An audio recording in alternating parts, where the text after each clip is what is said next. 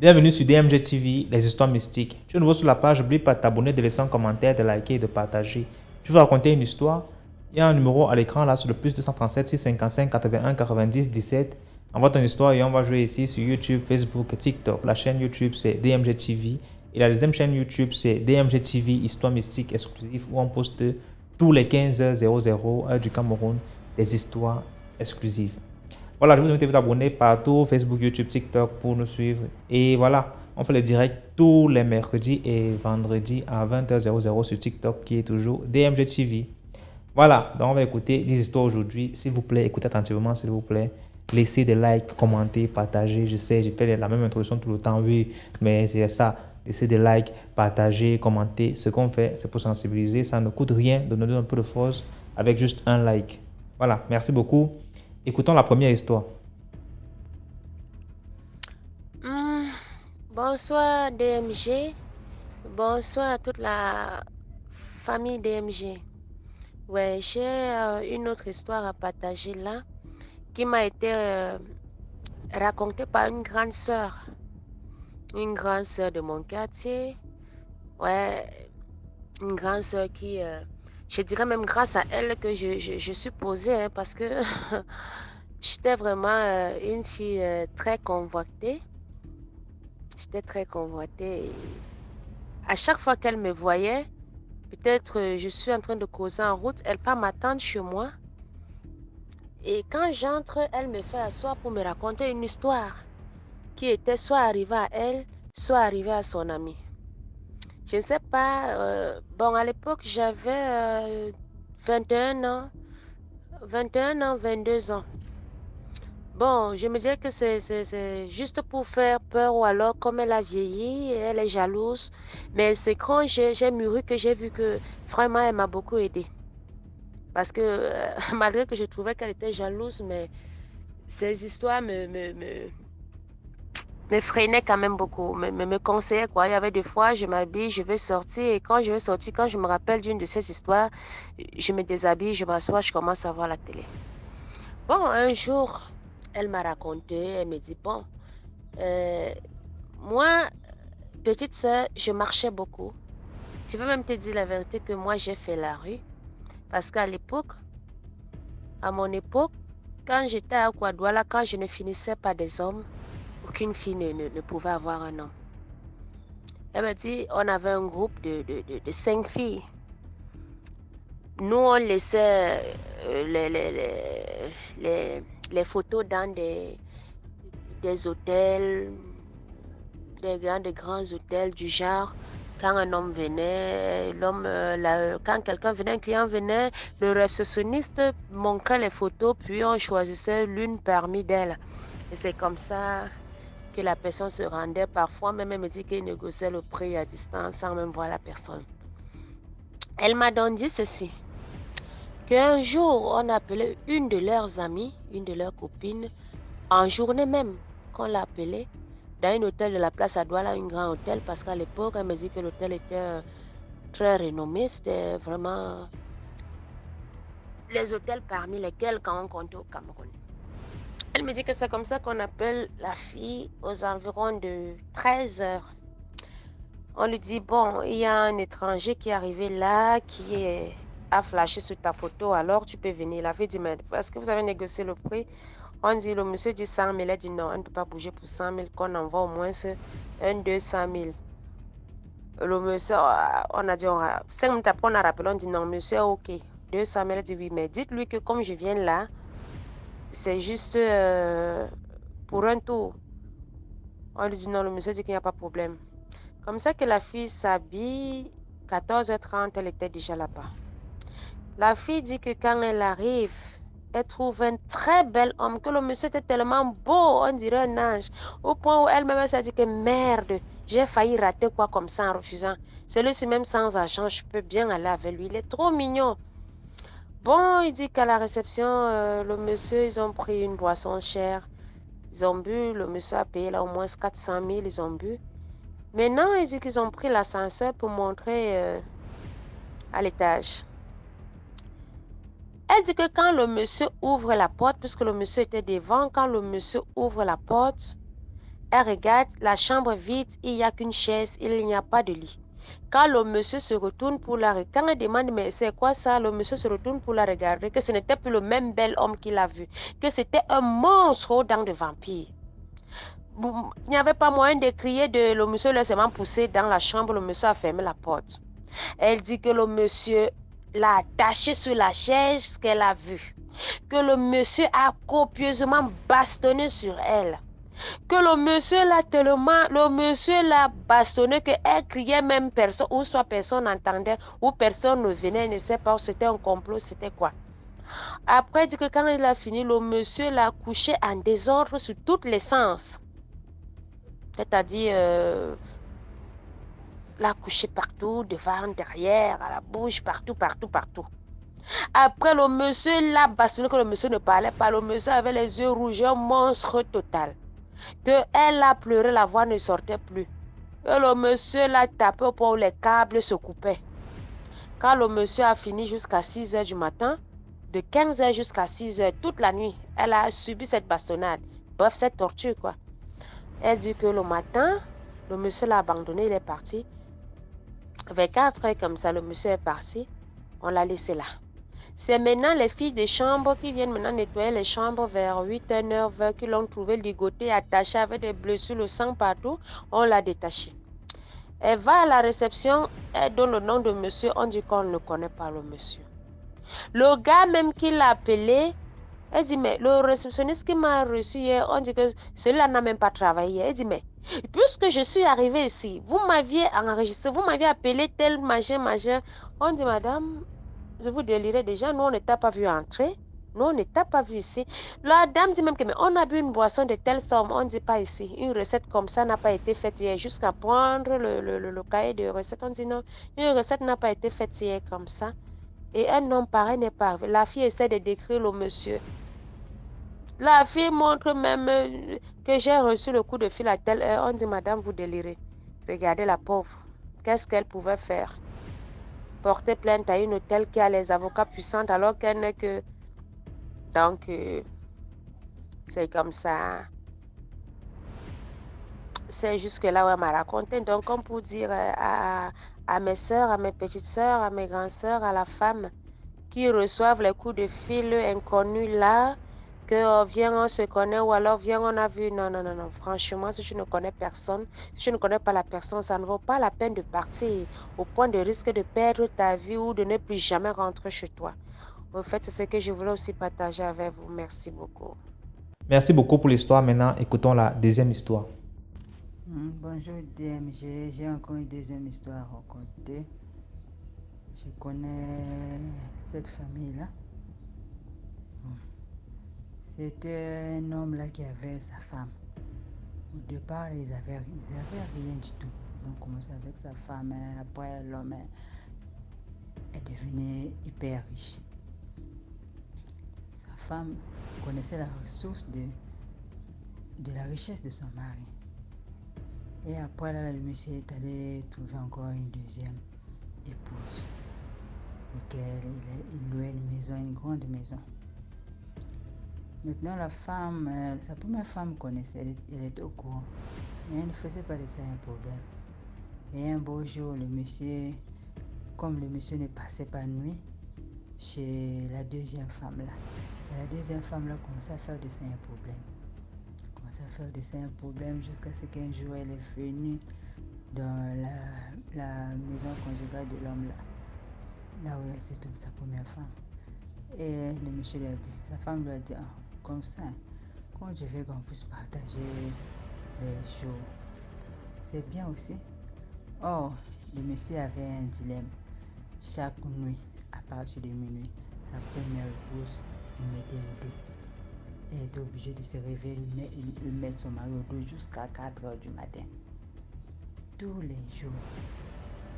C'est que la deuxième épouse ne savait pas. Maintenant, la première femme a dit, comme tu veux qu'on puisse partager les nuits, ça fait rien. Toi aussi, on fait ce que tu veux. Et l'homme lui a dit, la femme lui a dit, tu vois mon mari là, chaque minuit, à partir de minuit, tu dois le transporter au dos jusqu'à 4 heures pour garder sa richesse là. Si tu veux demeurer dans la richesse, avoir une bonne vie. Et la deuxième épouse a accepté.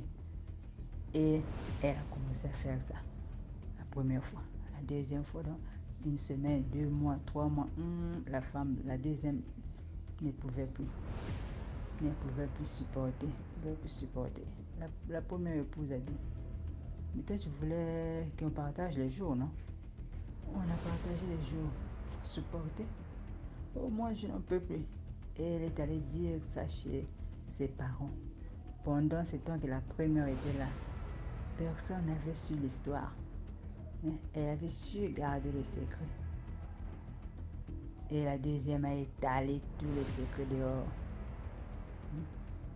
Elle a dit que je n'en peux plus. Je préfère partir.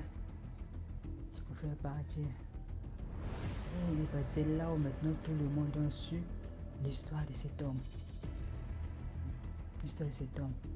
C'est pour ça que je voulais porter un conseil. C'était un peu ça mon histoire. Je voulais seulement porter conseil aux autres femmes. Quand vous voyez quelqu'un avec sa femme, vous ne savez même pas comment est-ce qu'ils ont commencé, comment ils ont pu arriver là où ils sont. Et toi, tu débarques seulement comme ça là. Tu viens, oh je vais être la deuxième épouse, oh je veux qu'elle puisse me faire, qu'elle puisse faire ce qu'elle fait à sa première femme avec moi. Bon, c'est toi, tu ne sais même pas ce que sa première femme a su endurer pour être là. Bon, c'était un peu ça mon histoire. Merci beaucoup pour l'histoire. Maintenant, écoutons la troisième histoire. Oui, bonsoir DMG. Comment allez-vous? Que Dieu vous bénisse, que Dieu vous encourage dans vraiment ce que vous faites. C'est vraiment édifiant. Depuis, j'écoute vos histoires et puis vraiment, je vois que ça édifie beaucoup de personnes. Ça sensibilise les hommes et les femmes. Ça sensibilise toutes les couches de la société. Et vraiment, je vous encourage à continuer dans cette lancée. Oui, DMG, moi, j'ai une histoire à raconter. C'est l'histoire d'un grand frère, de mon quartier qui l'avait raconté une fois, qui est une histoire qu'il a vécue. Il est en train de nous exhorter pour nous dire que vraiment les choses se passent dans la nuit. Bon, voici l'histoire. Donc, le grand frère en question, il dit une soirée, il s'est rendu dans une boîte de nuit de la place de la ville de Douala. Question de se détendre un peu. Donc il est allé dans la boîte de nuit, il est arrivé, il a commandé à boire, il s'est mis à boire, il écoutait la musique, il regardait les gens danser, il était là, un peu quoi, pour déstresser quoi. Donc il dit qu'il aperçoit une jolie dame qui est assise dans son coin. Elle était en train de boire du whisky. Elle était là dans son coin, très jolie. Il dit une très très belle femme, très belle. Donc lui, alors, étant un donjois, un bon dragueur, il a dit il va essayer. Étant très courageux, il a dit lui va essayer, lui n'a peur de rien. Il va approcher la fille, il va l'aborder. C'est comme ça qu'il aborde la dame. Il s'assoit, il sympathise avec la dame, il cause, il drague quoi. Après la dame lui dit vraiment j'apprécie des hommes courageux comme toi, vraiment, tu es très courageux. Déjà que tu n'as pas eu peur de venir m'aborder, j'aime les garçons comme toi, les garçons courageux. Il dit s'il n'y a que ça, tu es servi, hein, mademoiselle. Elle dit ok, il n'y a pas de problème. Est-ce que tu pourrais donc rentrer, me raccompagner à la maison pour qu'on puisse terminer cette soirée chez moi? Il dit il n'y a pas de problème, il n'y a pas de problème. Lui, il avait tiré le jackpot, le gros lot. Une belle dame comme ça qui demande de rentrer à la maison avec lui. Il dit il était autour de 2h du matin. C'est comme ça, la dame le prend dans sa voiture. Ils s'en vont d'un quartier de Douala 5e, que je vais taire le nom. Ils s'en vont dans ce quartier, un quartier chic de Douala 5e.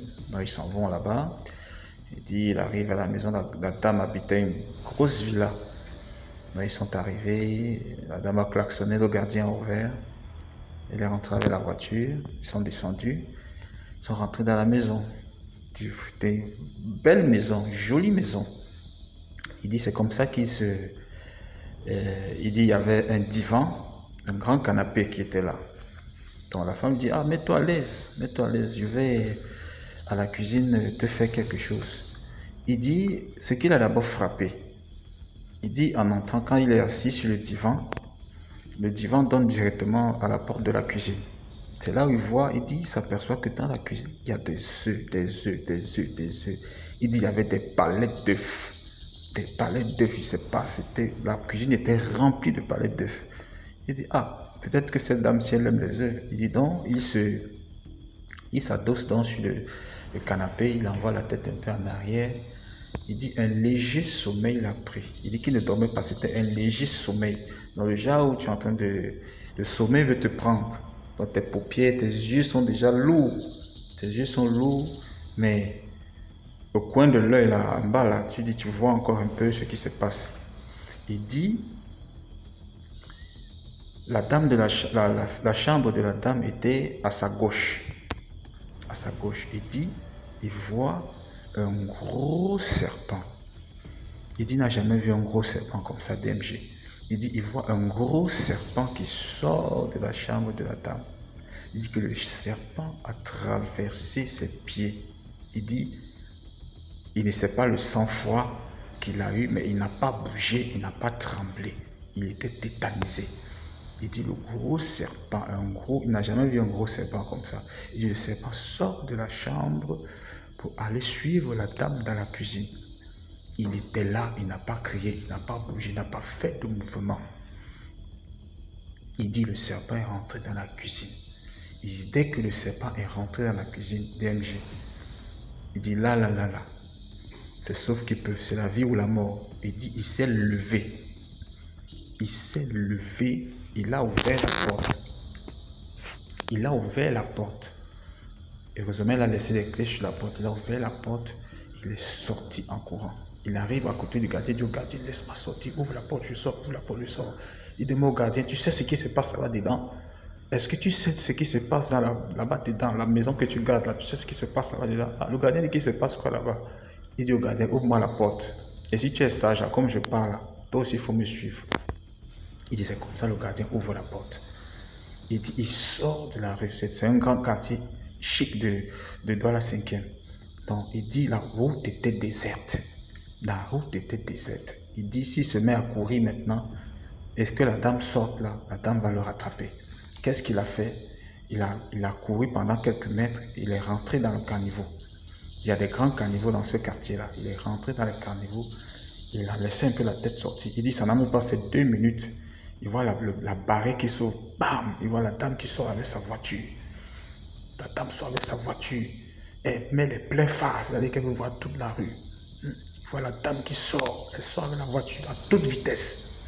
Et elle se met à chercher. Donc, le genre où tu es en train de rouler, mais tu cherches quelqu'un, comme tu es en train de chercher quelqu'un, à voir quelqu'un, peut-être quelqu'un qui est en train de marcher là. Il dit, c'est ce que la dame était en train de faire. Il dit, quand la dame s'est éloignée un peu de la voiture, paf, DMG, il a mis dedans.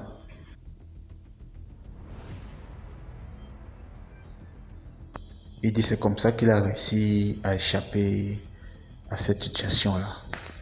Donc, c'est pour dire aux gens que vraiment, les histoires qui se racontent là à DMG, c'est pas du pipeau. Vraiment, ça se passe, c'est réel. C'est pas des histoires d'amis debout, c'est pas des contes de livres, c'est des choses qui se passent. Donc, vraiment, merci DMG, que Dieu te bénisse, que Dieu bénisse tous tes auditeurs et que vraiment, bon courage à toi. Merci beaucoup pour l'histoire. Là, écoutons la 4e histoire. Bonjour. L'histoire se déroule au Gabon. J'aimerais attirer toujours l'attention des parents parce que un enfant ne peut pas venir sur la terre là sans qu'il y ait le parent.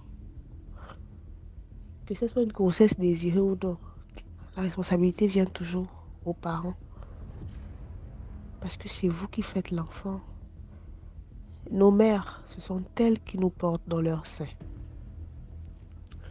Je suis dans 97, dans un coin reculé. Et déjà, il y avait les problèmes de famille, problèmes de jalousie. Parce qu'il y a ma mère qui travaillait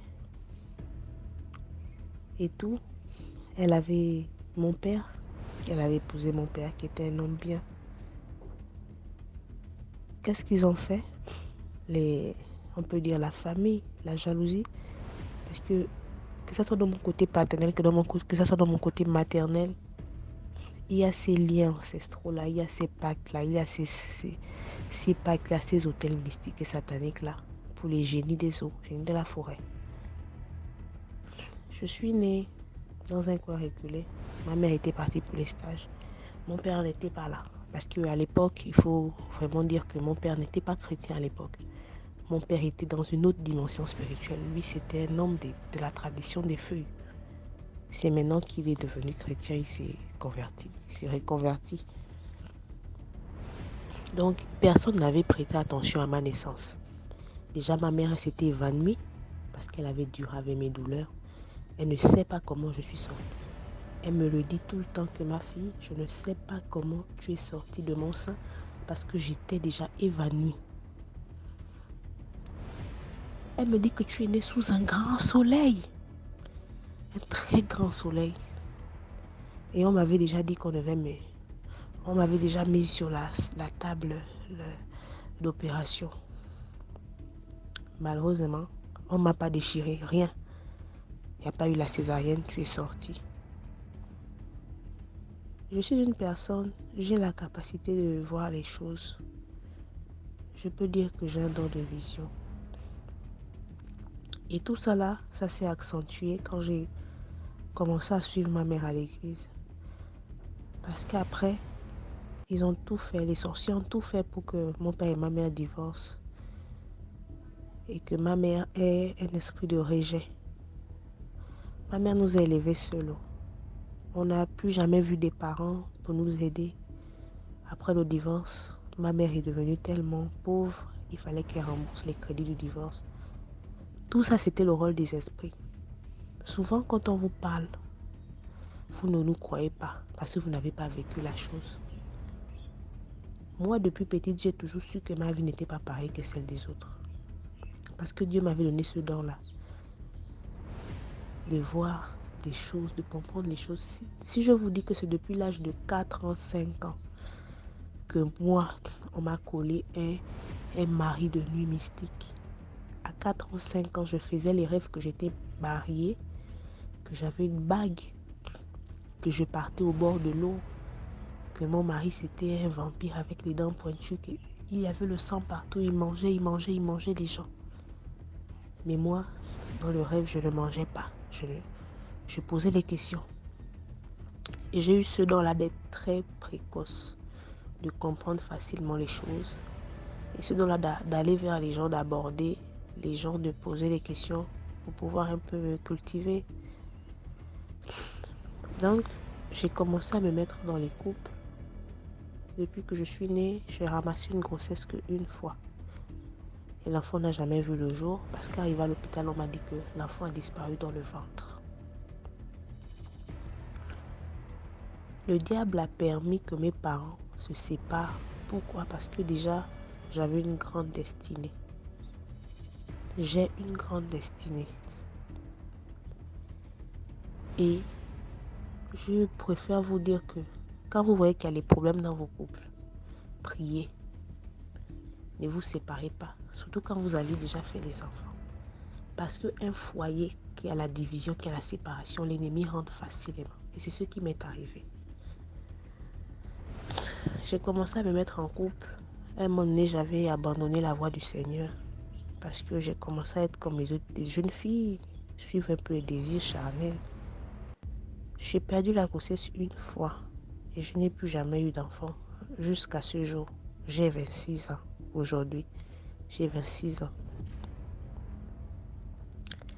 Toutes les relations que j'ai eues ont été vouées qu'à l'échec.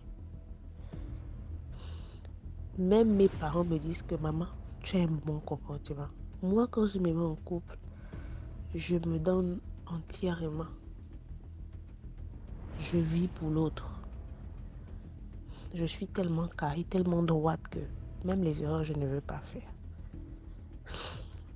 Mais dans mes couples, il y a toujours eu des séparations. des trucs bêtes. Et ces derniers temps-là, c'était les harcèlements.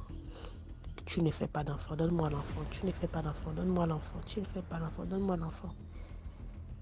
Si je vous dis combien de mariages et des fiançailles, j'ai déjà annulé. Parce que les hommes, souvent, dans leur tête, c'est que, bon, on va faire les fiançailles, hein, mais après, tu me donnes l'enfant. Mais je sais, moi-même, dans mon fond intérieur, je sais que je ne peux pas donner les enfants maintenant tant que je ne résous pas mon problème là. Parce que c'est un mari de nuit. Maintenant, j'ai commencé à partir à l'église et ça a réveillé beaucoup de choses en moi. Un jour comme ça, après le message de l'homme de Dieu, il y a une voix intérieure qui me dit que où est ton placenta? Quand je vous dis ça, j'ai même les larmes aux yeux. La voix me dit que où est ton placenta? Ton placenta est où? Je dis Seigneur. Et je me rappelle des conditions dans lesquelles je suis née. Et que ma famille, paternelle comme maternelle, appartiennent à des hôtels. Bon, ils ont des hôtels, ils ont des liens ancestraux. C'est pas derrière moi, c'est devant moi. J'ai vu des rites, des rituels, des initiations, j'ai vu ça devant moi. Même si je n'ai pas participé, mais je sais d'où je viens, je connais qui est ma famille. Où est ton placenta? Où est ton placenta? Ce que la voix me disait après avoir écouté l'homme de Dieu prêcher. Je suis partie poser la question à ma mère.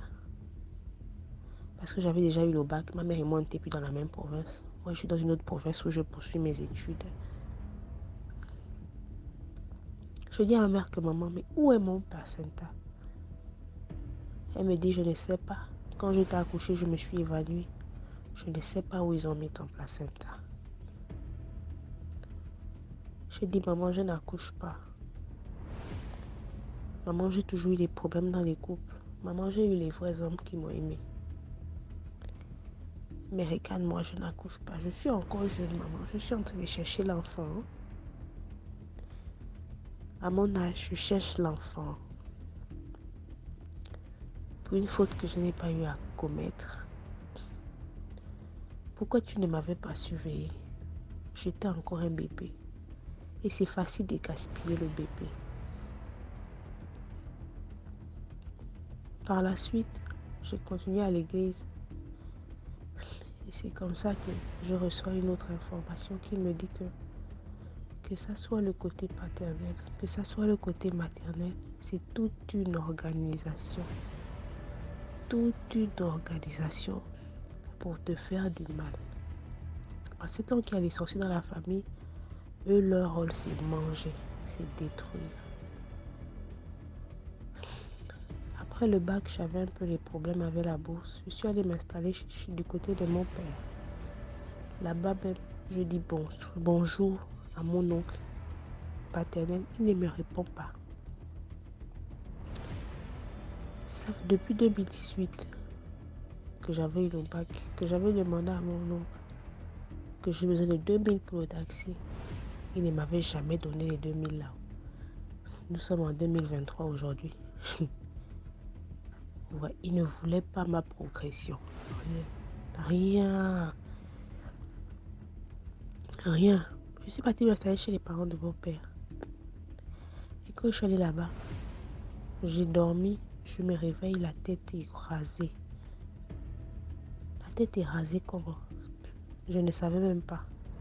Je m'en vais me faire tresser. Je suis une soeur de l'église. Elle me dit que, oh, mais pourquoi tu as coupé les cheveux ici, au milieu de la tête? J'ai dit non, je n'ai pas coupé les cheveux. J'ai fait 1 mois avec les tresses là. Je m'en vais encore me faire tresser chez ma propre soeur du même ventre. Elle me dit, mais pourquoi tu as coupé les cheveux ici, au milieu de la tête? J'ai dit, je n'ai jamais coupé les cheveux au milieu de la tête. Jamais. Je n'ai jamais coupé les cheveux au milieu de la tête. Elle me dit que, regarde, quand je prends le miroir, je regarde, je vois que, mais je n'ai pas la même personne qui me dit ça. Mais comment j'ai coupé les cheveux? C'est pas moi. Et c'est là où j'ai commencé à me méfier du côté paternel. Parce que moi, avant, dans ma tête, je me disais qu'il n'y avait que le côté maternel qui voulait mon mal. j'ai commencé à me méfier du côté paternel. J'ai tout fait pour ramasser mes choses et pour partir. Les conditions dans lesquelles je me suis séparée avec eux, c'était comme si c'était un pousson. Comme s'il y avait un signe que Dieu me disait que peu importe ce qui va se passer, tu vas partir. Il y a eu un problème bête qui s'est passé. On m'a grondé. Je n'avais rien fait, mais on m'avait grondé. J'ai dit, je prends mes choses, je pars. Et c'est comme ça que je suis partie de la maison. Je suis partie louer. Ma bourse passée, je suis partie louer. Moi, je sais que Dieu va m'aider. Il faut vraiment que je continue, que je me donne à Dieu. Il y a beaucoup là qui n'auront peut-être pas la même chance que moi. Et qui vont tourner là au ridicule, qui vont se dire que non, ça ne va pas, que Dieu a un problème contre eux. C'est faux. Vous, nos parents, la veillez sur nous depuis le bas âge, même depuis dans le ventre, priez pour nous. Parce que le monde des ténèbres, c'est dangereux ici dehors. La lumière que ton enfant a là, on voit ça. On voit. La lumière que ton enfant a, on voit ça dans leur monde mystique. Si ma mère, parce qu'elle était encore très jeune quand elle m'a eu, si ma mère c'était maintenant là où elle prie là, qu'elle est en crise, il y a des erreurs qu'elle n'allait pas commettre. C'est sûr qu'elle n'allait pas m'accoucher dans le village là. Parce que c'est dans le village là qu'ils ont profité à prendre mon placenta. Imaginez-vous un peu depuis 97. C'est peut-être en 2020 qu'on me parle pour me dire que où est ton placenta? Vous me voyez là même, à faire des relations, je suis perdue. Je me dis même que tant que Dieu ne me donne pas un vrai signe, je préfère rester comme ça parce que j'ai déjà été beaucoup brisée. J'ai été harcelée, j'ai été chassée comme une chienne à cause de l'affaire de l'enfant. Fais-moi l'enfant, donne-moi l'enfant. La belle famille est déjà venue m'insulter plusieurs fois. À l'heure où je vous parle là, j'ai une tenue qui est cousue. Une tenue qui est cousue. Et la tenue de monsieur et ma tenue. On a tout annulé. Mais la tenue est restée cousue chez le tailleur. Je n'ai jamais pu me fiancer. Je n'ai jamais pu me marier. Et pourtant, ce ne sont pas les hommes qui manquent. Moi-même, quand je me regarde, je suis intelligente. Je suis bien. J'ai un bon comportement. Je ne supporte pas la saleté. Même pour me fâcher dans le couple, c'est dur. Mais il y a des choses que je ne peux pas contrôler. Que parfois je dors, l'homme déserte la maison. Parce que ce sont les esprits qui contrôlent tout ça. Parents, surveillez vos enfants. Prenez le cordon ombilical de vos enfants. Prenez les placentas de vos enfants. Gardez ça pour vous. Tant que vous n'êtes pas sûr que c'est fait de confiance, gardez ça pour vous. Faites les rituels là vous-même. Enterrez ça vous-même. Jetez ça vous-même. Ne donnez pas à la tante. Ne donnez pas à l'oncle. Ne donnez à personne. Moi-même qui vous parle, je suis un témoignage vivant. Tout cas, bien des choses à vous. Que Dieu nous garde. Merci beaucoup pour l'histoire. Likez, commentez, partagez. Là, on va écouter la 5e histoire. Bonjour. Je suis une jeune Gabonaise et l'histoire se déroule au Gabon. Plus jeune, j'ai rencontré une amie par le canal d'une autre. Nous étions encore au collège ensemble. Et par la suite, nous avons développé des grands liens.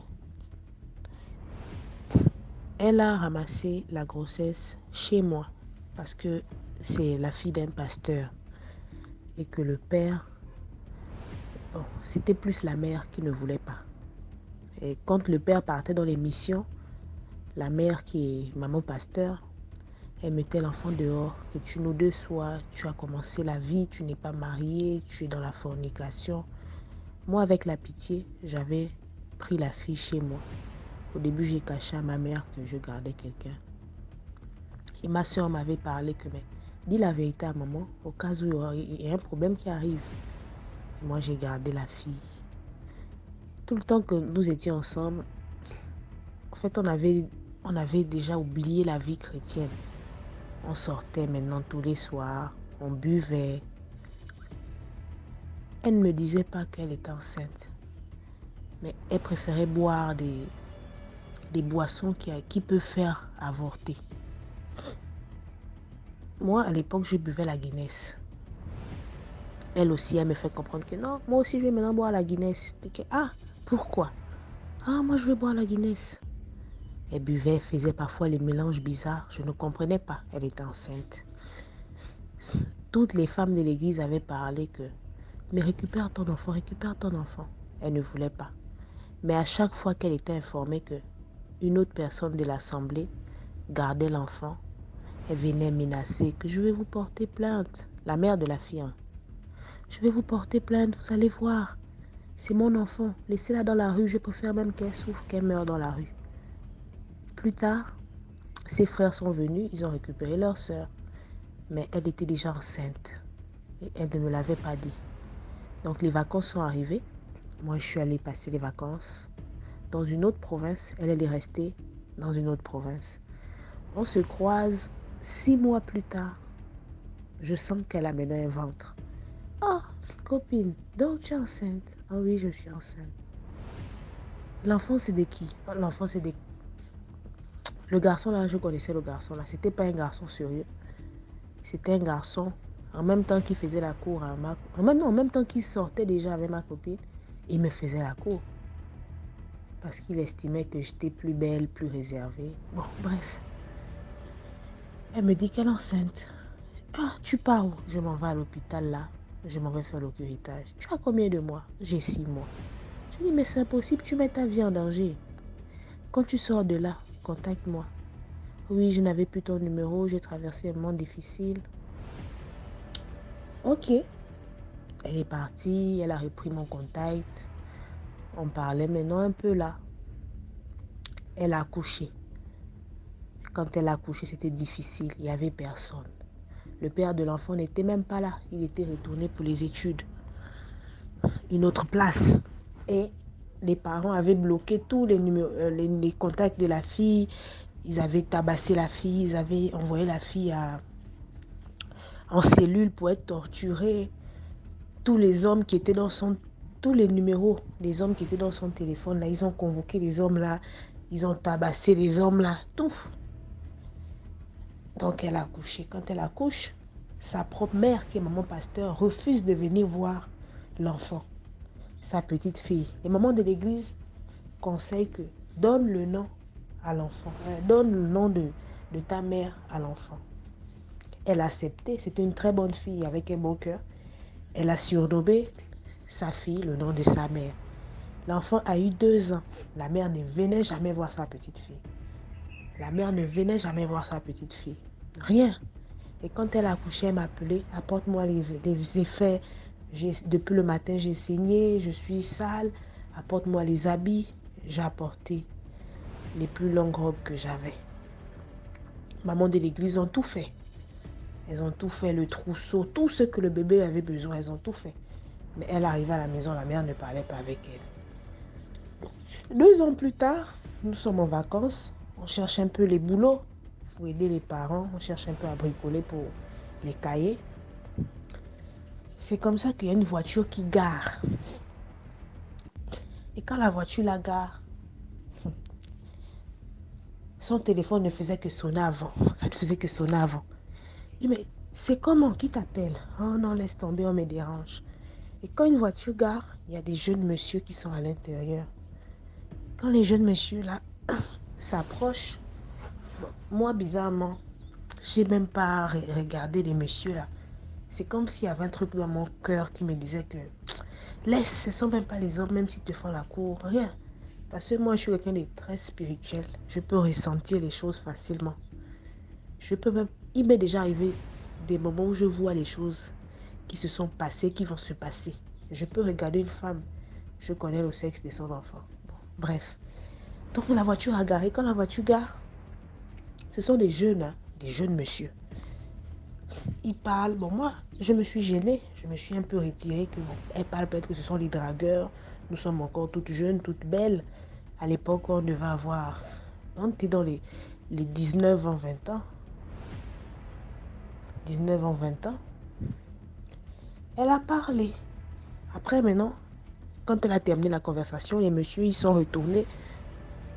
Ils ont démarré leur voiture. Maintenant, je voulais un peu taquiner ma copine que, mais c'est comment? C'est qui ces messieurs-là? Hein? Toi, tu es déjà dans les grandes lignes. Elle me dit que j'ai envie de te parler, mais je sais que tu vas te fâcher parce que je sais que toi, tu as un caractère dur, tu es carré. Tu n'aimes pas les colériques. Ok, mais explique-moi. Elle me dit, les jeunes là, mon téléphone sonne depuis que nous sommes en train de marcher pour chercher le petit boulot des vacances là. Ce sont des personnes qui sont dans les sectes. Je dis, mais comment ça? Non, tu sais que maman m'a abandonné, même devant toi, tu voyais ce qu'elle faisait. Je dormais sous la pluie, dans la boue. Et c'est comme ça qu'un jeune de la classe m'a conseillé que viens faire le sacrifice de ton enfant. Viens faire le sacrifice de ton enfant à notre déesse. Et, ah, mais tu as fait ça comment? Fallait me contacter et tout. Maman n'allait pas te chasser. Tu sais que la première fois on t'a gardé, il n'y a pas eu de problème. Elle me dit que c'était pas facile parce que je n'avais plus de numéro. On m'avait tout confisqué. Je n'avais ni le numéro du père de l'enfant, ni ton numéro. Je dis, mais il fallait venir à la maison. Non, j'avais honte. Tu sais que la scène que mes parents faisaient, donc j'avais honte de revenir auprès de ta mère. Elle dit que c'est pas une raison. Qu'est-ce qui s'est passé? Elle m'explique tout que je suis allée là-bas. J'étais encore enceinte même de 4 mois. Ils m'ont fait boire des breuvages. Ils m'ont mis devant les miroirs, réciter les prières. Que c'est vraiment sur la route, dans les bas-fonds, dans les coins reculés. Et je suis partie. Je dis que, ah, tu sais pas que tu as tissé alliance. C'était pour sacrifier ton enfant. Oui, ils m'ont dit que la déesse avait besoin de... Je dis, mais pourquoi avoir gardé 4 mois la grossesse pour sacrifier par la suite? Elle me dit, non, l'enfant n'est pas sorti, heureusement. Je dis, mais si tu vends ton sang, c'est que c'est toi-même que tu as vendu. Tu es en train de lier toute ta famille, toute ta descendance, y compris toi-même, à ces sectes-là. Comment tu as pu? Elle me dit, pardonne-moi, pardonne-moi. Je n'avais personne, j'étais désemparée. Ma propre mère m'avait rejetée. Je dormais sous la pluie, je dormais dans la boue. Je ne mangeais pas. Toutes les mamans de l'église qui ont voulu m'aider, m'héberger. Ma mère était partie faire la sauvagerie là-bas, que la personne qui va garder mon enfant, je vais porter plainte. Si quelque chose arrive à bon enfant, vous allez être en prison. Tout. Je lui ai dit, ok, mais qu'est-ce que tu as fait après? Est-ce que tu t'es confié aux aînés pour qu'on prie pour toi, pour couper les liens? Elle me dit, oui, papa a prié. Je dis la vérité plus tard, papa a prié. Je dis que j'espère, mais il faut continuer à prier. Et sa fille-là, elle a un prénom que moi-même j'ai cherché. Le prénom là, c'est comme une révélation. Parce que moi, j'étais ailleurs. Je lui ai dit que voici comment la fille va s'appeler. Et les mamans de l'église aussi ont eu la même chose. Et la fille là porte un prénom vraiment biblique. Un prénom vraiment du combat. Du combat. J'ai dit à ma copine que tu vois, je ne savais pas que tu avais vécu tout ça. Je savais que ta mère te battait, que tu dormais dehors, tu ne mangeais pas. Mais je ne savais pas que tu étais partie jusque dans les sectes pour vouloir vendre l'enfant. Mais quand je suis arrivée plus tard, regarde le prénom qu'on a donné à l'enfant. C'était symbolique. Vraiment symbolique. Vraiment le combat. Donc j'aimerais exhorter les parents à bien surveiller leurs enfants. Nous les enfants on fait les bêtises, c'est normal. La bêtise, ça nous permet, c'est aussi une leçon, ça nous permet de grandir. Il ne faut pas parfois nous condamner parce que quand vous nous laissez dehors, là vous nous exposez. Un enfant ramasser la grossesse, ça ne sert à rien de laisser l'enfant dehors ou de forcer l'enfant à aller en mariage parce que vous ne savez pas ce qui peut se passer là-bas. C'est votre sang. Elle a ramassé la grossesse, elle n'est pas mariée. C'est votre sang. Et je ne connais pas parfois le cœur dur que certaines femmes des pasteurs ont. Parce que souvent, les pasteurs sont des hommes doux. Même à l'extérieur, ils se présentent doux. Mais parfois, ce sont les mamans pasteurs là qui ont un comportement dur. Tu as mis ton enfant au monde. Peu importe la bêtise que l'enfant a eu à faire, c'est ton enfant. C'est ta responsabilité. J'aimerais demander aux parents de veiller sur leurs enfants. Et laissez-moi terminer par ces petits mots-là. Le monsieur en question qui a grossi ma copine là, un très bel homme, il joue au basket, d'une famille riche. On était retourné vers lui. L'enfant avait 6 mois, 7 mois, 5 mois je pense par là. Il a juré que c'est pas son enfant. Il a juré que c'est pas son enfant. Et ils nous ont humiliés, sa famille et lui, qui vont nous verser de l'eau. Que papa t'appelle pour venir parler l'histoire de l'enfant, pour donner l'honneur à l'enfant, si on peut changer tout. Il a dit que c'est pas mon enfant. Mais quand on regarde l'enfant là, c'est lui. Tout le portrait craché. On a appris que ce dernier a fait l'accident. Il ne pourra plus jamais faire d'enfant de toute sa vie. Et c'est maintenant là, je pense que l'enfant a 6 ans, bientôt 7 ans, qu'il veut maintenant revenir pour dire que c'est son enfant. Parce qu'il est maintenant dans l'incapacité de faire d'autres enfants. Dieu compris, là, il ne dort pas. Il n'y a même pas que Dieu. Les lois de la nature, on ne les défie pas. On ne les défie pas. Tu grossis une fille, tu nies. Et voici maintenant comment il est condamné à ne plus jamais avoir d'enfant. Il harcèle ma copine tous les jours qu'il veut l'enfant.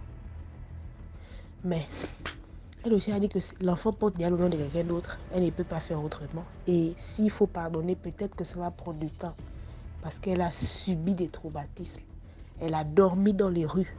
On cherchait le père de l'enfant. Il n'était pas là. Il nous a chassés comme des chiens. Bon, portez-vous bien, je vous aime. Et que l'émission avance et aille très loin. Merci beaucoup pour l'histoire. Maintenant, on écoute la 6e histoire. Bonsoir ou bonjour DMG, peu importe l'heure à laquelle tu reçois ce message, je te dis encore merci parce que l'initiative que tu as pris là, c'est vraiment une initiative qui nous permet d'ouvrir les yeux et d'être encore vraiment prudent parce que le monde du dehors là, nous ne sommes pas à l'abri. Donc, du coup, nous devrions marcher avec ces quelques conseils qui se passent, que nous recevons sur ta plateforme. Et par là, je tiens encore à inviter les confrères de liker, de s'abonner. Et s'ils ont des histoires, vraiment, mes chers frères et sœurs, si vous avez des histoires, en tout cas, n'hésitez pas de la partager parce que ceci, c'est pour éveiller les consciences des gens. Alors DMG, l'histoire que je vais raconter, excusez-moi, c'est une histoire encore qui s'est tenue dans la ville océane de Pointe-Noire, toujours dans la ville océane de Pointe-Noire. Cette histoire, c'est un vieux qui revenait du village et il est arrivé à un marché, je vais taire le nom, c'est un marché vraiment très grand de Pointe-Noire. Et quand il arrive pour vendre sa marchandise, vu que ce marché est réputé des voleurs, ce marché-là vraiment a vraiment des voleurs dans ce marché. C'est un marché où quand tu rentres avec soit de l'argent ou un téléphone ou des bijoux, mais tu dois vraiment multiplier de vigilance, tu dois être vraiment vigilant pour éviter de te faire voler. Et donc, le monsieur, il est venu avec sa marchandise, un sac, et dans sa marchandise, il y avait du tabac, en tout cas pas grand-chose, des trucs venant du village. Et quand il dépose sa marchandise, il y a un jeune qui vient et qui soulève son sac, qui se met à courir avec. Et les dames qui étaient à côté disent au monsieur, au vieillard, mais monsieur, il y a le voleur qui a pris votre sac et est parti, vous ne le courez pas après? Le monsieur qui dit, ça c'est un petit problème. Ne vous inquiétez pas, il va revenir avec ce sac. Les dames qui étaient là stupéfaites, elles disent, mais le monsieur là, apparemment, il connaît pas le marché ici. Hein. Dans ce marché, on vole. Et ça, c'est quel voleur qui va aller avec ton sac et va revenir avec. Ok. Au moins, on vous aurait prévenu et c'est à vous de voir. Le voleur est parti avec le sac du monsieur. Une dizaine de minutes après, il revient en pleurant avec le sac sous ses épaules. Il pleurait. Il vient chez le monsieur et dit, monsieur, s'il vous plaît, prenez votre sac, reprenez votre sac. Le monsieur dit, mais pourquoi je vais reprendre mon sac? Le monsieur lui dit, mais pourquoi je vais reprendre mon sac? Non, je n'en veux plus, reprenez votre sac.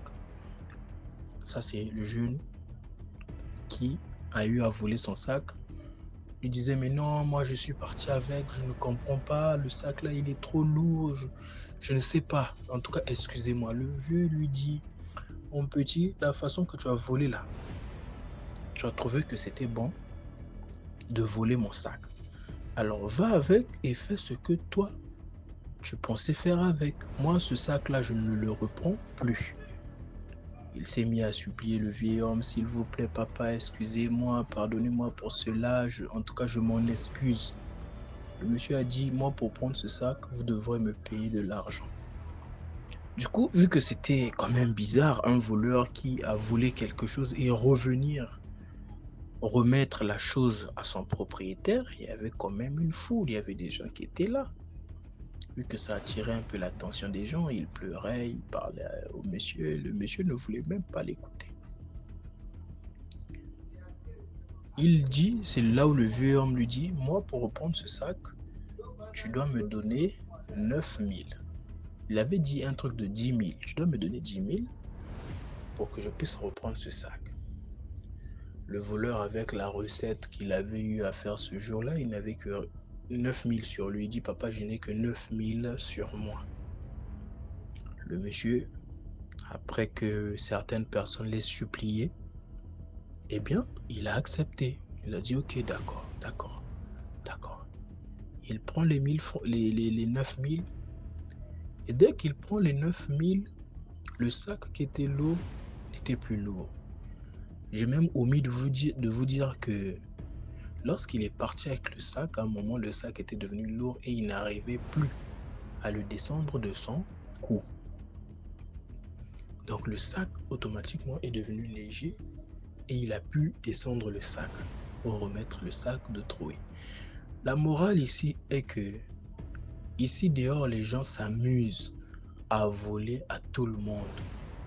Dis, tu vas voir une personne, tu viens voler cette personne. Tu vas voir une personne, tu viens voler cette personne. C'est quelque chose que les jeunes d'aujourd'hui là prennent à la légère. Pour les jeunes gens d'aujourd'hui, le vol pour eux c'est devenu tellement extraordinaire que ils se prennent du courage à le faire avec tout le monde, alors que c'est pas tout le monde qu'on vole. Donc c'était ça mon histoire pour aujourd'hui. J'ai encore d'autres histoires à te raconter. Et sur ce, je te souhaite que du bonheur, que le bon Dieu continue de veiller sur toi et que cette initiative progresse. Merci. Merci beaucoup pour l'histoire. Maintenant, on écoute la 7e histoire. Bonsoir ou bonjour DMG, peu importe l'heure à laquelle tu reçois ce message. J'ai une histoire à te conter. Cette histoire s'est passée dans la ville de Brazzaville, dans un quartier qu'on appelle Kinsunji, et dans un cimetière dont je vais taire le nom, mais c'est un cimetière quand même connu. Alors, c'est l'histoire d'une jeune dame qui revenait du boulot un lundi. Elle revenait de son boulot, de là où elle était partie. En rentrant, vu que pour arriver chez elle, il fallait emprunter le chemin des cimetières. Donc, elle emprunte le chemin des cimetières. En marchant, elle cracha Je ne sais pas si c'était sur une tombe, mais en marchant, elle avait senti une odeur. Une odeur nauséabonde. Du coup, cette odeur l'avait poussée à cracher. Mais l'endroit où elle avait craché, elle n'avait pas tellement prêté attention. Elle cracha et elle continua sa route. En continuant sa route, elle a commencé à sentir une présence bizarre. Elle commençait à sentir de la chair de poule. Les cheveux commençaient à... En tout cas, elle a commencé à sentir une chair de poule vraiment bizarre. Et dans ces cas-là, on comprend qu'il y a un esprit, il y a une force démoniaque ou une force surnaturelle qui, qui pourrait être à l'origine de cette sensation. Donc du coup, la dame commençait à marcher, excusez-moi, la dame commençait à marcher et prise de peur, elle a commencé à hâter les pas. Jusqu'à ce qu'elle a terminé le domaine des cimetières et elle est tombée, donc elle est sortie hors des cimetières. C'est là où elle a cessé de ressentir ces sensations-là. Alors, arrivée chez elle, elle a commencé à tomber malade, commençait à se sentir mal, commençait à avoir des maux de tête. Elle était là, mais qu'est-ce qui ne va pas en fait? Et elle décide enfin d'aller à l'hôpital. Quand elle va à l'hôpital, on la diagnostique et tout ça. On lui dit, mais madame, vous n'avez rien. Et tout ce que vous ressentez là, en tout cas, vous n'avez rien trouvé sur vous. Et elle revient chez elle, ça continue et ça persistait. Ah, mais c'est quoi le souci en fait? Et quand elle rentre, vu que ces sensations persistaient, voilà comment est-ce qu'elle décide d'appeler son père. Elle dit, papa, vraiment, je ne me sens pas bien, bien que j'ai été à l'hôpital, mais on me dit que je n'ai rien. Donc, j'aimerais vraiment que l'on essaye de voir ce qui se passe réellement parce que je n'arrive pas. Son père lui dit, d'accord, je vais te conduire chez un praticien qui pourra te donner un traitement, te faire des bains, je sais pas, des trucs dans le genre. Donc, elle et son père ont pris la route pour aller chez le praticien. Quand ils arrivent chez le praticien, excusez-moi, autant pour moi, le praticien lui dit, il y a une chose que votre fille avait faite. C'est à elle de le dire. Et la fille dit, mais qu'est-ce que j'ai fait? Elle dit, non, tu dois te souvenir de ce que tu avais fait un jour. Tu avais fait quelque chose et c'est ce qui a causé ce malheur-là. Elle est restée là, ébahie, elle a commencé à se poser des questions. Mais qu'est-ce que j'ai fait? Alors, le praticien décida de la rafraîchir la mémoire, pas totalement, mais un peu pour qu'elle essaye d'en venir à ce qu'il disait. Il lui dit, mais un jour tu avais emprunté le chemin des cimetières. Elle dit, oui, j'ai souvent l'habitude d'emprunter. Mais il dit, oui, ce jour-là, quand tu l'as emprunté jusqu'à aujourd'hui, tu n'as pu emprunter ce jour. Donc c'est le dernier jour de ce jour-là que tu avais emprunté ce chemin. Parce qu'il y a quelque chose qui s'était passé. Comment est-ce que tu t'étais ressenti après avoir emprunté ce chemin? C'est là où la mémoire lui revient. Elle dit, oui, j'avais emprunté le chemin, mais en cours de route, j'avais craché. Le praticien dit, voilà, c'est à ce niveau que le problème a commencé. Elle dit, mais le problème a commencé comment? Le praticien lui dit, mais tu avais craché sur une tombe. Vu qu'il faisait nuit, tu ne pouvais pas voir, mais tu avais craché dans la marmite d'une dame qui préparait son foufou. Ton crachat que tu avais émis là est tombé directement dans la marmite de cette dame. La dame préparait son foufou, toi tu as craché là-dessus. Voilà pourquoi tu es comme ça. Puisqu'elle avait commencé à maigrir, elle dit, mais je ne savais pas. C'est là où ce qu'elle dit aussi chez le tradit praticien. Mais oui, après, quand j'ai continué à marcher, je commençais à ressentir une sensation comme si on me suivait. Je commençais à ressentir de la chair de poule. Elle dit, le tradit praticien lui dit, voilà, c'est ça.